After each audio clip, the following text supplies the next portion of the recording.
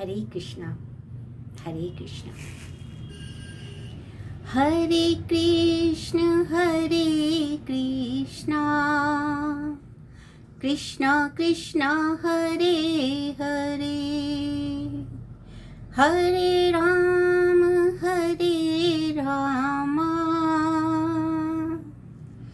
राम राम हरे हरे। हरे कृष्णा हरे कृष्णा। सभी भक्तजनों को मेरा प्रणाम। आज मैं भगवद गीता जी के 10वें अध्याय के 38 नंबर श्लोक पर आपसे वार्ता करना चाहती हूँ।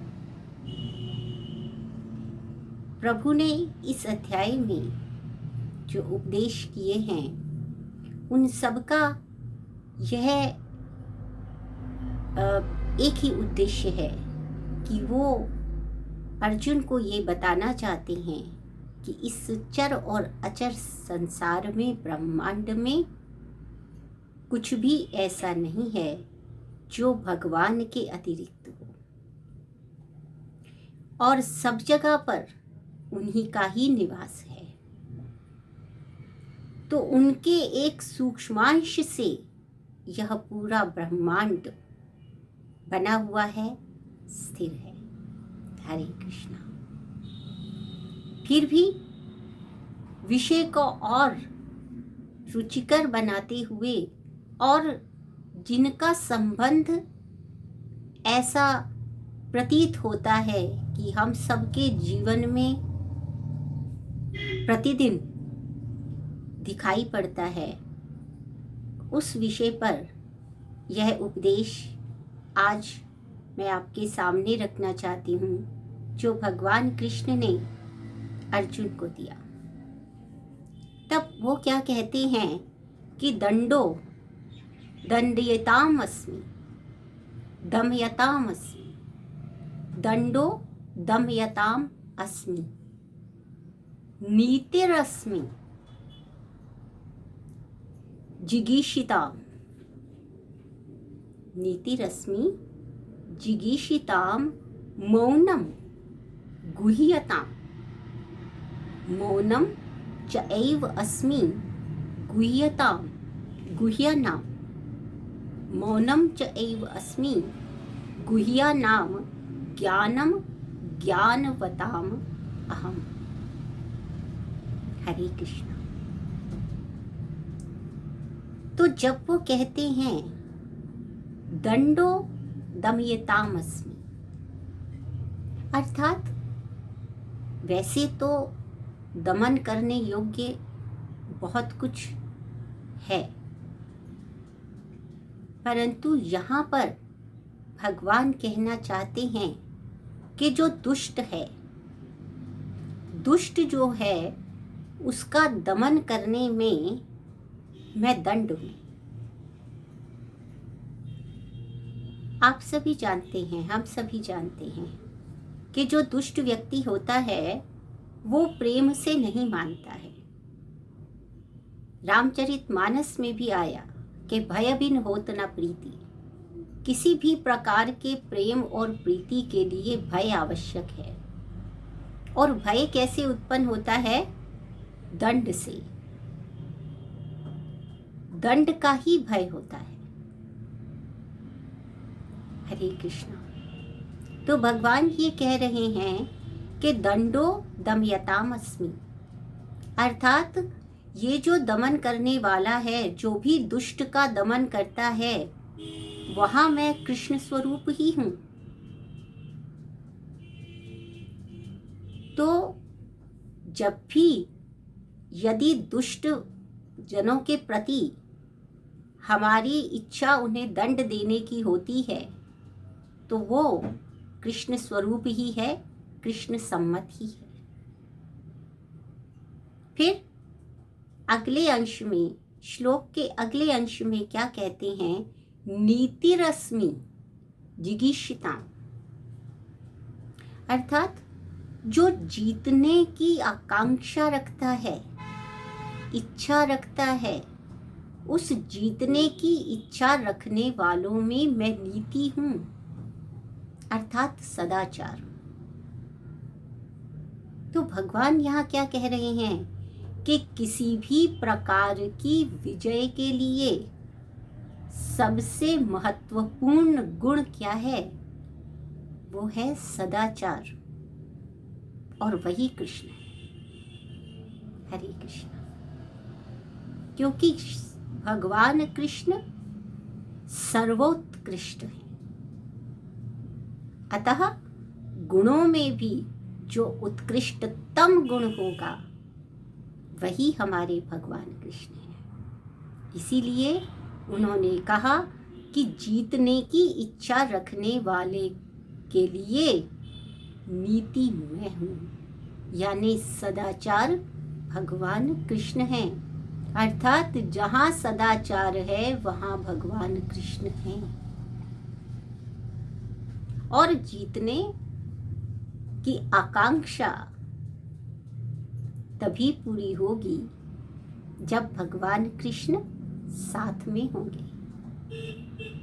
तो इस प्रकार से उपदेश में उन्होंने ये स्पष्ट कर दिया कि यदि हम जीतने की इच्छा रखते हैं, यदि हम सफलता की इच्छा रखते हैं, तो उनमें सदाचार का पालन अनिवार्य है, क्योंकि सदाचार ही भगवान कृष्ण है। हरे कृष्ण। और बिना भगवान के विजय असंभव है। तो इस प्रकार नीति का भी उपदेश भगवान ने किया। फिर क्या कहते हैं? मौनम चैव अस्मि गुह्यानाम, अर्थात गुह्य क्या है? रहस्य है। तो उन्होंने कहा कि जो रहस्य है, उन रहस्यों में क्या उत्कृष्ट है? मौन। रहस्य कैसे खुल जाता है?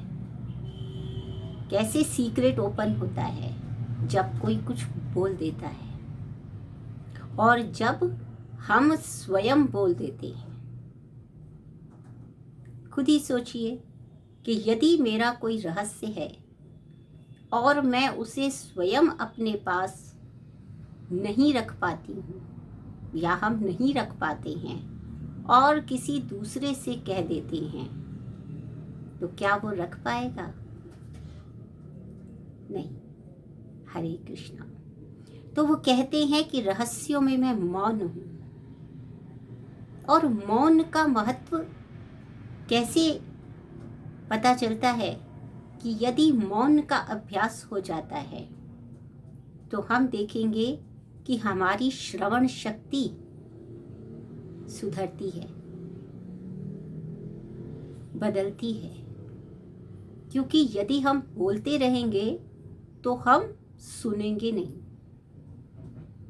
तो ज्ञान कब प्राप्त होता है? जब हमारी श्रवण शक्ति सबल होती है। हरे कृष्ण। तो मौन से एक क्या हुआ? श्रवण शक्ति बढ़ती है।